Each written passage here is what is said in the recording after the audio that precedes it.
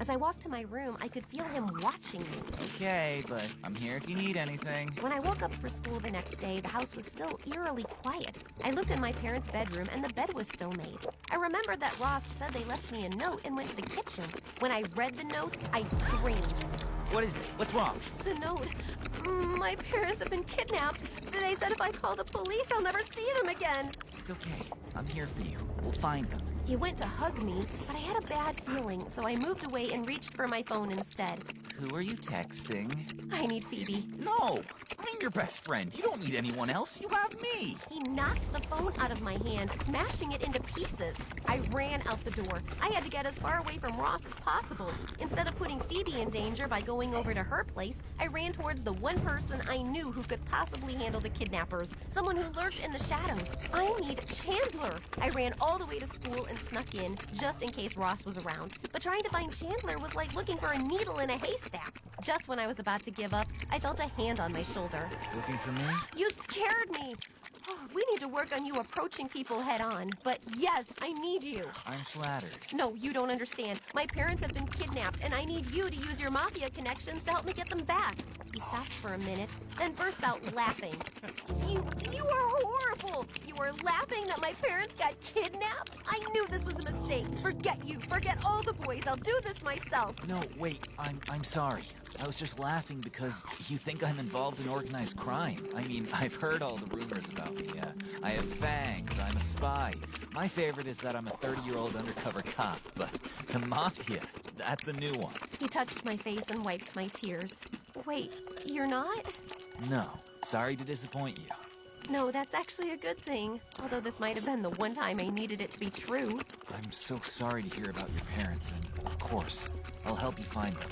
Maybe it was his confidence or the fact that I didn't know who else to turn to, but I believed him. So, the first thing is... Just then, Ross came barreling down the hallway in attack mode, heading straight for Chandler. Take your hands off of her. I'll save you, Monica. Chandler whipped off his trench coat and mocked Ross by waving it at him like a bullfighter. Taro! Just as Ross was about to pounce, Chandler pulled back the coat to reveal a locker, and Ross drove head first into it. That should slow him down for a little bit. But Ross got up and was as angry as ever. She's mine. And as soon as I stop seeing double, I'm coming for her. Or maybe not. Time to go. He grabbed my hand, and we rushed out of the school doors to his motorcycle. I'm not getting on that thing with you. But then I turned to see Ross running towards us. Change of heart? He tossed me his extra helmet, and we took off. We drove for a while to make sure we weren't followed, then pulled over. I think we should go back to your house. See if we can find any clues. Good idea. But we have to be careful because I don't want to run into... The Rossinator. But before we go, I need to know, why did you agree to help me? We don't even really know each other. You mean saving your life doesn't fall under the category of we're friends now? Okay, good point. But I feel like you are avoiding telling me about you. Well, I would love to take you for coffee and tell you my life story, but you might want to rescue your parents first. Also a good point. Okay, there's a door at the back of the house that leads to the wine cellar. It's been sealed off, but if we can get in, I can get into the house from there without anyone seeing. Once we got to the house, I tried to pry it open. It's been closed so long, it must be rusted shut. Here, let me try. He handed me his coat. If it's easier, you can take off your shirt, too. He paused for a moment and gave me a flirty smile. I mean, so it doesn't get dirty. Oh, I think you would like me if I was dirty. Then he tore off his shirt, and it was like I had won the hot guy lottery. Yet when he tried to open the door, he only got it to move a little. Maybe if we both try. You grab the handle first, and I'll wrap my arms around you and we'll pull together. The one time I don't have my phone to post this on Instagram. As he put his huge muscular arms around mine, I could feel his heart beating. And once again, I wish I could have made this time stand still in that moment forever. Then suddenly the door gave way and we both went tumbling backward. I landed on top of him with our faces so close that our lips were practically touching. Your eyes are so beautiful. Were you born that way? No. He looked embarrassed. What is it? You can trust me. I actually grew up in the poor section of town, and one day I saw a little boy wandering the streets about to get hit by a car, and on instinct I dove in front to save him. The next thing I know, I'm waking up after surgery with this eye. It turns out the boy was the governor's son. He paid for the best medical care and even sent me to finish my education at your school. Holy Bruce Wayne! Is this guy too good to be true or what? This would be that moment in the movie when we would have our first kiss. Just then, I paused because I heard quiet yelling.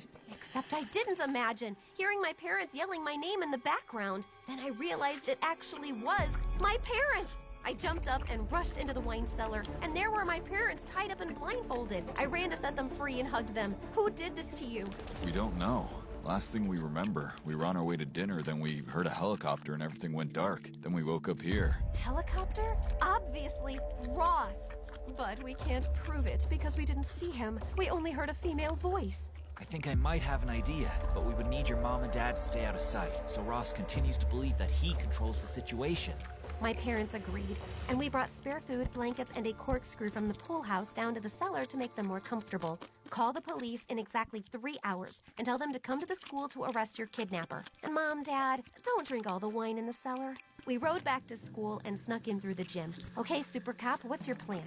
Well, you know how you think I'm all mysterious? I'm about to reveal to you who I really am. He walked me into the audio-visual classroom, and all the movie nerds turned to look with their mouths open. You brought a girl into the secret chamber? How many times do I have to tell you, Joey? It's not exactly a secret. It's a classroom at a school. Potato, potato. Hold up, you're a movie nerd?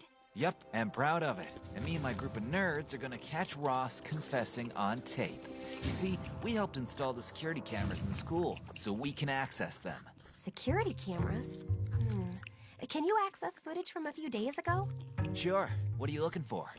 I'm not sure, but I'll know it when I see it. Go back to a few hours before they announced the valedictorian. Hey, weren't you supposed to be... Don't remind me. There! Right there! Is that Ross sneaking into the office and changing the winner to Rachel? I knew that jerk wasn't working alone. I bet he did that for her, so she would help him kidnap my parents. That must have been the female voice they heard. Now to put our plan into action.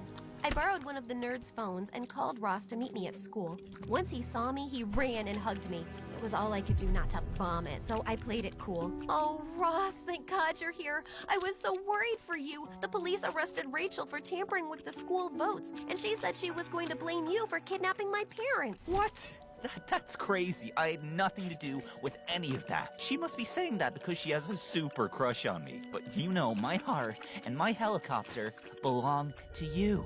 Just then, Rachel came out of the AV classroom where she had been watching on camera as Ross blamed her. You liar! You are the one who wanted to kidnap her parents so you could save them and make her fall in love with you. Oh, Ross, you did that for me? Oh, that's so romantic. Well, in that case, yes, it was all my idea. I would do anything for you. That's a wrap. The police arrived, and even as they carted him and Rachel off in the police car, he was still patting himself on the back. Can't believe you're choosing him over me. I'm a catch. Phoebe came running up to me and gave me a great big bear hug. Mon, I've been so worried you weren't answering your phone, but I finally talked to your parents and they explained everything to me. I knew that jerk was no good. Maybe next time you listen to your best friend. 100% from here on out. Best friends forever.